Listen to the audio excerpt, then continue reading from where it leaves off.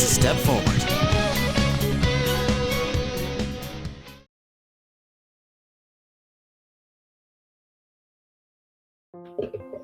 I'm sorry. The face you make. It's like the eyes. Like I'm sorry. I apologize. Yeah. All right. But yeah, this week on Is It Really That Good? I want to talk about Thor Ragnarok because it is one of the most highly coveted films in the MCU for some reason. Like, I personally don't get it because there are so many fucking issues in that movie. It doesn't make any sense, right? What is Hela's motivation for doing anything in that entire movie, right? Like, literally, Odin dies and she just appears and, oh, I'm gonna break Thor's hammer. Okay, see you later.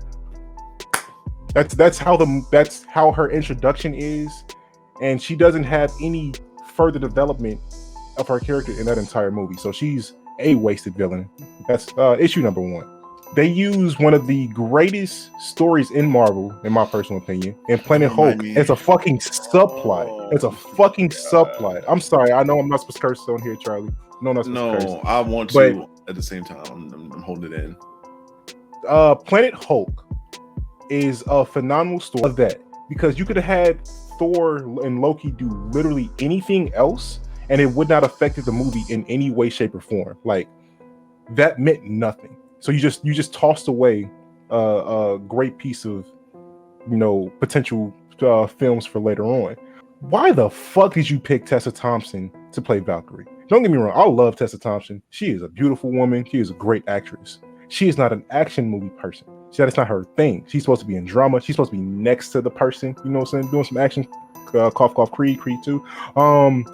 But yeah, she was so brutally unnatural in that role that just really didn't. It really threw it off, because she's supposed to be like the third musketeer to Hulk and Thor, and she added nothing. Like, why were you there?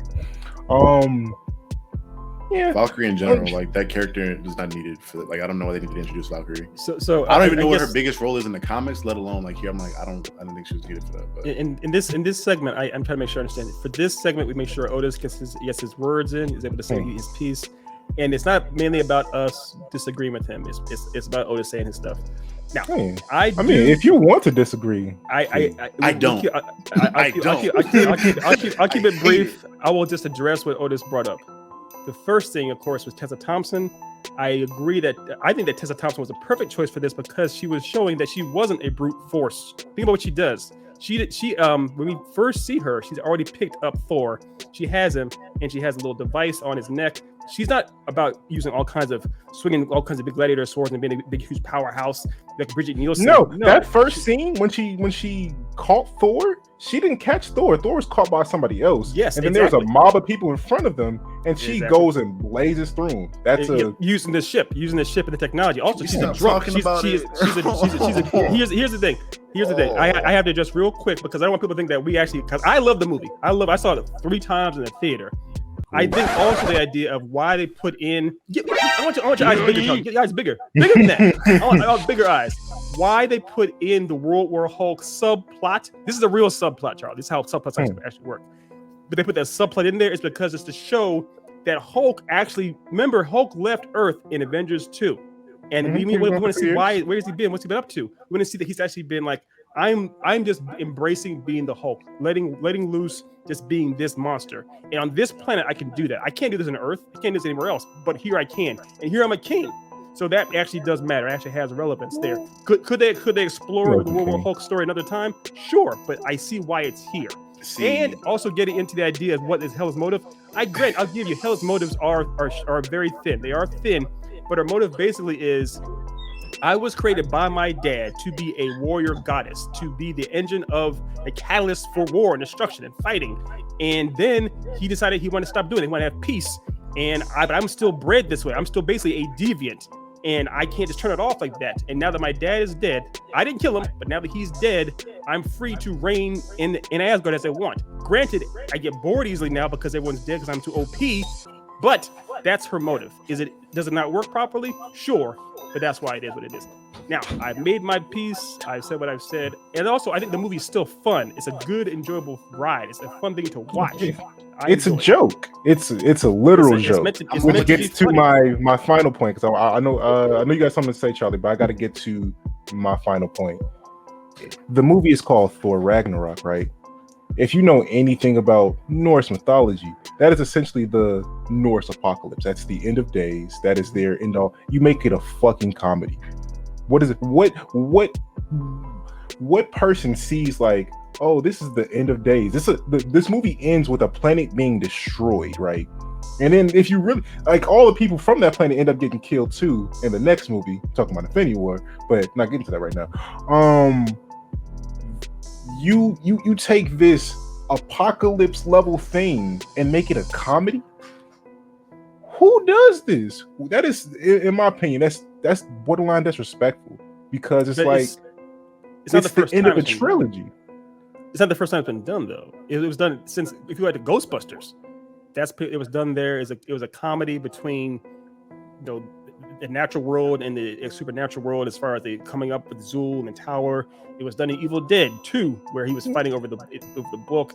It was done in this, where that planet was in fact destroyed. Now I give you that they should have had that random joke, as far as it looks like as long as the foundation is still strong, that core thing is still same. Oh yeah, core. As long as the foundation is strong, it's like they shouldn't have had that joke in there. Should have just let the pathos be what it was. I'll give you that. But it was in fact the end of days. They did in fact destroy the planet. It wasn't false advertising. It did blow up. If you don't like the idea that that there was a joke along with it, I give you that. That's fair. No, it's not.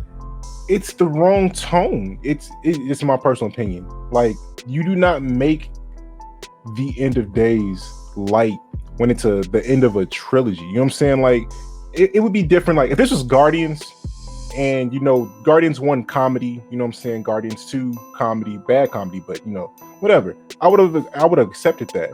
But the way the Thors were filmed, like, yeah, there were some jokes scattered in there, but those are more epic, serious movies, especially Thor 2. And then to go a complete 180 and turn it into basically Guardians, like Thor Ragnarok is a Guardians movie, just with no Guardians in it.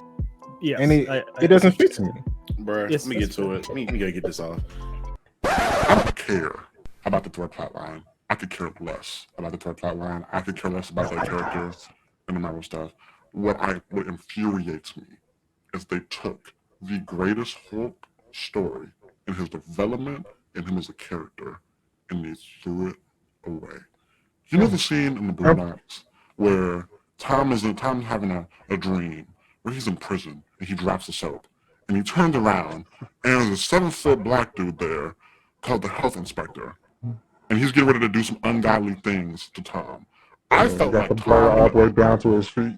I felt like Tom in that scenario, and I felt like the health inspector was Marvel, because they just fucked me and on everything I wanted with the storyline. It's somewhere up here. I have a poster of that run, because I love that run so much. I love Hulk as a character, and they're just like, you know what? Fuck every fan of this character. We're not only going to throw away his best story, but then going forward in Infinity War and Endgame, we're going to make him irrelevant. So a couple things you have to come out anymore. And we can never get Worldbreaker Hulk because of this too. But you realize that can't happen anyways. You realize because of universal rights and stuff, Hulk cannot have his own movie. Don't put him in the movie. Don't have him in it at all. Just make it a Thor movie. Why do you need to put a whole subplot line of him in this? Just make it Thor Ragnarok. Don't put Hulk in it. I don't understand. Because they wanted to bring Hulk. They did want to bring Hulk back, and I loved seeing Hulk. I mean, you guys understand that Hulk was gone after Avengers 2. He wasn't around for Civil War. He wasn't around for any of the other things, any other movies. They had to bring him back. This was the only way to do it. You don't want Hulk. You don't want Hulk to come back. Honestly, I would rather him stay gone and then instead of seeing what they did to him in Endgame. Not gonna hold you. Disagree. Strong disagree. I loved him in Hulk. I loved him in Thor Ragnarok. I loved him in Endgame. I loved him in Infinity War. I didn't love him in Endgame as a Mr. Fix-It. It was okay, but I did love him in Infinity War. I did. And I think talking about character arcs, that's a character arc. Bruce Banner having. True. I think my personal favorite story for Hulk is not is not World War Hulk. Is actually Immortal Hulk, where it shows that he's actually kind of more of a monster, and it deals with the being that's beyond. That's a good line. That's a real good line.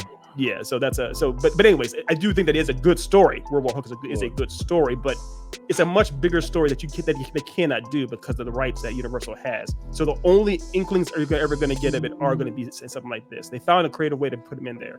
I'm sorry that it's not the full movie about it, but it's the same way they did Spider-Man. This is a better plot. Yeah, I want you to tell me as a writer what you think would be a better plot. What they did to him, or have him just stay gone, have everything go awry, and have everything in Endgame and Infinity War go on, because you don't need him for that. You don't need him. They just wrote a man to have him there. And then in the next phase, have a World War Hulk movie where he comes back and they show you everything that happened to him. So now he's gone and he has this dramatic return, even if it's just one movie. I'd rather have that of his dramatic return and him explaining everything that happened on Sakaar. The way I would do it, I would literally do World War Hulk to World Breaker Hulk and have Hulk come back as the villain, and then that would be don't get to like all the backstory on what happened on Sakaar, in like the flashback scenes in the movie. That'd be great. But you guys have to understand that can't happen. Fuck that. If they got a good Spider-Man, if they got two good Spider-Man movies, I don't want to hear that. That's what I'm saying. Hulk cannot have his own solo movie anymore. But yeah, if Hulk is the villain, that means somebody else is the hero. So it's not an issue with that. That's what I'm saying is Hulk cannot have his own movie. He can't. It's pretty much because of Universal. Remember the first movie in 2008 that came out with Edward Norton. That was Universal. It has a big Universal logo on it. If you go to the Disney Plus, you don't see Incredible Hulk movie on there. It's because it's Universal owns the rights still to Incredible Hulk. There's a partnership of some kind that allows him to be featured in MCU movies, but he can't have his own movie. So you cannot have a World War Hulk. No, and you're missing what I'm saying. I'm saying he would be the villain in someone else's. This is a Iron Man movie, a Thor movie. It doesn't matter who the Avengers movie. Honestly, right? It's another Avengers movie. Right? It's another Avengers movie, and Hulk is the villain because of what they did to him. You know how wild that makes sense to me. For another Avengers movie to have Hulk be the villain. It'd be so many years down the road that he almost become irrelevant in lots of people's eyes. If you wait another whole phase, think about how much stuff has happened since Thor Ragnarok. Think about how he had Infinity War. He could have showed up with Thanos. I would have preferred that. I don't see that happening. I don't see why Hulk would be anyone's bitch. Damn! Why Hulk would say, I'm gonna join up with Thanos. Whoa. Hold on. Don't get this my man now. You don't get disrespect from my man. Hold on. He was you want to take out the Avengers? I want to take out the Avengers? Why is the Hulk mad at the Avengers? They shipped him off to another planet. They could have. They didn't ship him off to another planet. In Age of Ultron, he left voluntarily. But I'm saying they could have changed that up and had that be. They really should have. But after the whole thing of him fighting Iron Man. You asked me before as far as writing. This is getting really bad, sloppy writing. This is not. Okay, look, hear me out here. Okay. That after that whole fight he has with Iron Man, and what was it? Well, I think it was Civil War. Ultron. That's Ultron. Age of Ultron. So Age of Ultron, where they decimate a whole city. You can't tell me they don't see that as a reason to be like, if Iron Man was struggling they don't have any other way to stop this man, and he barely got it off. Why would the logical option not be to ship him off somewhere else so they don't have to fight him again? But I mean, you couldn't tell me like Tony wouldn't do something like that where he didn't even tell everybody else. It's like, I programmed the ship to go to this other galaxy and ship them off because I couldn't beat them the first time. There's a feeling of the overall MCU is how did Hulk's ship somehow end up as a car because he was just flying off the ship on Earth. That's a plot hole. That would make sense. It's a plot hole. It's a plot hole, but it's for whatever reason. Let's say that it happened. It did happen. I think that the one thing we have to separate your attachment to the Hulk is what's destroying the Thor Ragnarok for you. That's fine. I'll give you. It's still a bad movie. No, for Charlie, not for you. That's the biggest part, but it's still a bad movie. I just don't care about those. That's but I disagree. It's not a bad movie. I disagree. I think it's a good movie. But if you want to go the route of bringing the Hulk back as go more into the story of World War Hulk and then the Destroyer Hulk when it comes back and he's wreaking havoc on Earth. That could be a great story. Have him featured as a villain. That could be great. But what you have to factor in is the idea of the absence. If the Hulk isn't around for many movies in the MCU, for most of a phase in the MCU, then just pops back up later on as a villain, I don't know that fans are going to enjoy that or care about it. Also, the last time we saw the Hulk, people liked him still. People liked the Hulk. Having him featured as the main villain in a movie where he's killing the Avengers or other people, that's gonna work. That's gonna hurt people's feelings as well. So I think it's a Let bad their idea. feelings be hurt. Let their Look- feelings get hurt. It actually happened. Like this You want did money, happen. but you want money. You want money, right? Right. The If you're a comic studio, sold. you want money. The comic sold. This ain't how you make money. This ain't how you make money. The only thing I'm going to disagree on with that is the fact, one, they already did this in a comic, and it's one of the most successful comics they have. Yeah, but Like, that it's was one of the most but well-known stories. that was then how that was set up. It was set up with the Illuminati. The Hulk in this storyline to go back and wreak havoc on the Illuminati for what they did to him. You would have to do all of that. You would have to do all of that in the cinematic world for the audience to have any compassion for the Hulk. Otherwise, that's like- they would say, "What the fuck?" when First they off, see the Hulk doing this. That's stuff. like 6 cutscenes. That's like Let's 6 flashbacks. Let's Six clean it up real you quick guys- because when I've read the story inside and out, he wasn't done with leaving the planet. They shipped him off. He tried to do. That's the only reason they didn't want to send him to Sakaar. This He is broke- another whole He was video. destroying. Oh, I'm cutting this up as a separate thing. I'm just letting you know this is a whole separate episode. I'm cutting this It's up. a whole separate, it's a whole separate I'm cutting podcast this up. I've been channel. waiting to get my shots off about this forever. This It's the this whole separate other episode. thing. In a whole the other comic, even in the animated thing that they changed. Charlie He was says, "Look at not my done. face. I want my face inches from the camera, inches permanently." He wasn't done with the planet. They sent him to go fix something, and they're like, "Hey, bruh, you've been fucking up, so we're sending you to another place." And he started to destroy the ship, and it threw him off course, and he ended up on Sakaar. And Yeah, because he was supposed to land on like a peaceful yeah, so there'll be world. nobody around Yeah. on that planet. Mhm.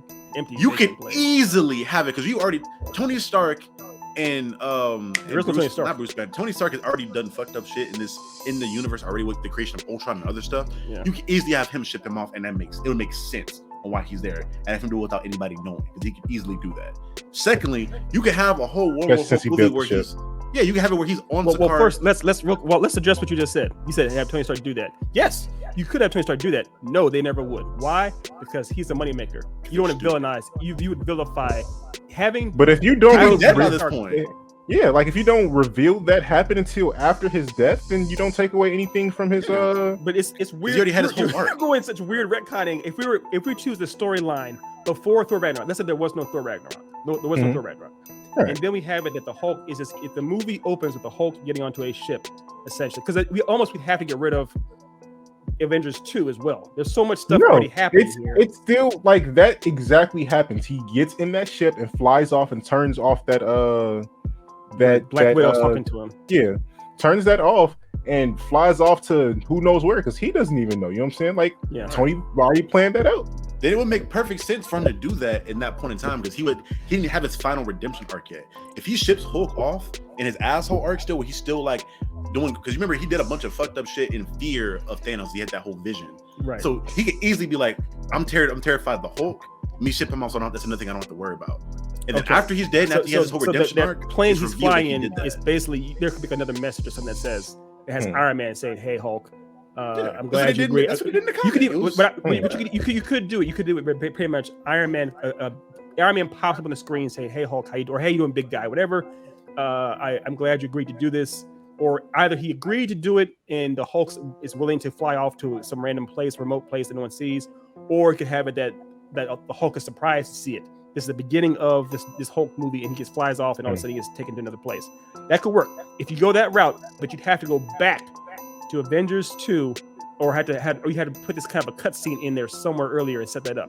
You could do that, but then again, you would still Yeah, require. just put in the post-credit scene in the next movie. Even then, you But, can easily this put is it this, during this is what I'm saying, guys. It will require a World War Hulk movie with Hulk as the Yes. star, which Like, can't exist. No, Which it would. can't He exist. would be They the worked out a deal villain. with- He they would worked out literally a be deal the with- villain. If they It's worked out a deal Avengers with versus Hulk. Spider-Man, they could have fought for a deal. So they then got having- Spider-Man but I don't- 3 whole movies, and they don't even own him still. Fair. So then having it that in the Hulk versus the World kind of movie, whatever, having it then that in that movie, like you said, is 6 cutscenes or opening scenes, what have you, that show Hulk's life that he had in World War Hulk, how he had a family, how his ship was taken there, all this kind of backstory stuff, all this big, huge, epic backstory stuff that takes 20 minutes in the beginning, and then cut to when Hulk comes back to Earth and wants revenge on the planet and all the Avengers. Right. That could work. I don't think it would be nearly as successful as you guys see it being. In my mind, I can perfectly see this. I can perfectly see. I'm sure you can in Hulk your coming mind. in. But that's the difference between your mind and actually writing out a script, making movies. Well, it takes a lot of time and work to do this stuff, to make it, to fully flesh it out, to see it realized. But that's why it's so hard. It's not. It would be harder if like it didn't exist already. Like this, there really is. The comic book's great. I read the comic book myself. I love Hulk. Yeah, you're absolutely right. But what I'm saying is, you have to factor in the audience. The audience is what are watching these movies. That's a very different thing. Right. Not the comic book readers, but you have to factor in the audience. You have to factor in the idea that you're trying to give them a lot of information very quickly. They could go on. It could work. It could. But just thinking about what we just talked about with Eternals, how you're trying to, it's a 2 hour and 30 plus minute movie, right? There's a lot of content you're trying to digest in that amount.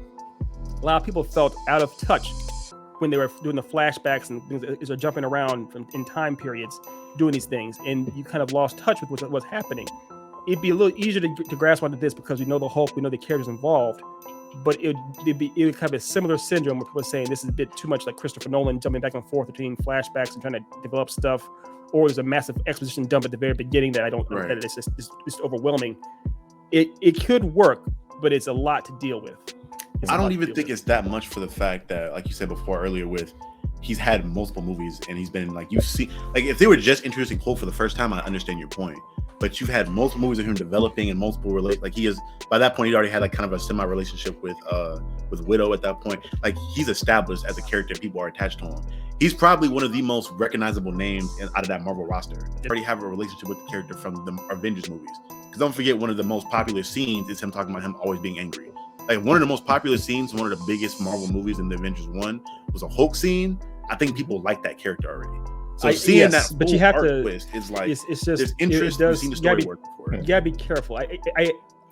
You gotta be aware of your bias too. You have to acknowledge your bias. Your bias partly is stemmed from your fandom of the character in comics and other media outside of the films. Because the films, there's two movies that both underperformed. There's that horrible one with Eric Bana, and there's the better one that still underperformed with Eric Norton. And that's the films. And then the other ones, once it gets to MCU with Mark Ruffalo, people like him a lot, but he still doesn't have his own film. It's a tricky path to go down the path. Because what you're doing is essentially you're doing if you were, let's say in the perfect dream world, you have the opportunity to have Mark Ruffalo play Bruce Banner in this World War Hulk story, overall World War Hulk storyline, and even though he wouldn't be Bruce Banner that much in the story, it's based off of that character. It could work. The fans could go along with it. It could be a lot of fun seeing that kind of stuff. It could be a lot of fun. Unless they had the right team, let the right team write it and do it properly. I'm worried they screw up again. I'm worried because again, it's Universal. It's not MCU. MCU doesn't own. You can do a partner deal. They did with Spider-Man. I know, but it's a weird. So that's Sony with MCU. This is Universal with MCU. It's a different thing, and they are not willing to let go of the Hulk. They're just not. My last point I'm gonna say on it is if Spider-Man, Batman, and Superman can get a million bad movies and get until they get that one right one, you can try it with Hulk because he's just as recognizable. I'm with you. I want them to, but it is what it is, right? It is what it is. But I want them. I don't know. I think it's a great setup. It's what you guys both just said was a great idea. I agree. If having Iron Man, even without the Illuminati, just having Iron Man by himself, especially after Avengers 2, where they had that massive fight where he was in Veronica fighting him, it's a perfect setup for that. And even the idea too of the Hulk actually accepting, like being like, yeah, I get it, I need to be removed, because Bruce Banner has so much shame. Everything's happened. He's like, yeah, I get it, I need to be removed. Fine. You can have it that the ship is trying to steer the Hulk to a peaceful island or something to live out his days, and then something blows him off course and it sends him to Sakaar instead accidentally. That could work great. 100% on board with this. It's just the powers that be at Universal, more or less, and then you have that right team on board to do it. Right. I'm with you guys. It could be great. That was a great discussion. I held in all my emotions about that movie for years, even on the show I never talked about it. I got it out. I feel better and I'm at peace. I can't with my demons. Some strong points. I agree. Right. And I appreciate Otis's points on Thor Ragnarok too. I mean, this started from Thor Ragnarok. Yeah, I agree. There are plenty of flaws in that movie. There are plenty of flaws. I think what it really was for me that sold me on that movie was the fact that I had fun. I laughed. I gave a shit about it. The first Thor movies, And even the character of Thor was like, what is this? But that movie almost made fun of the character enough to the point where I didn't have to worry about taking this pretty boy muscle man seriously enough. It was lampooning the character enough itself. It was self-aware enough. That's what it felt like. It felt like a parody of a Marvel movie. That's what it really felt like to me. Yeah, it kind of is. It kind of is. All right.